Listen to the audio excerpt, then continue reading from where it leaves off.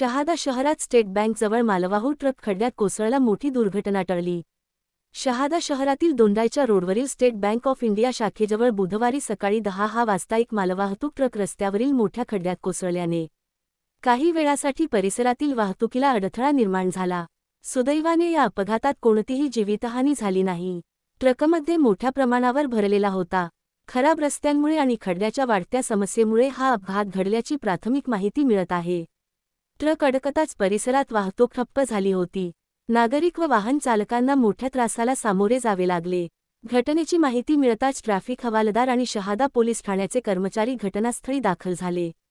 Crane आणि जेसीबीच्या सहाय्याने अडकलेला ट्रक बाहेर काढण्यात आला।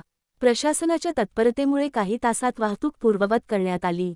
या घटनेमुळे दोंडाईच्या रोडवरील रस्त्याच्या दयनीय अवस्थेचा मुद्दा पुन्हा ऐरणीवर आला असून स्थानिक नागरिकांनी प्रशासनाकडे रस्त्याच्या तातडीने दुरुस्तीची मागणी केली आहे।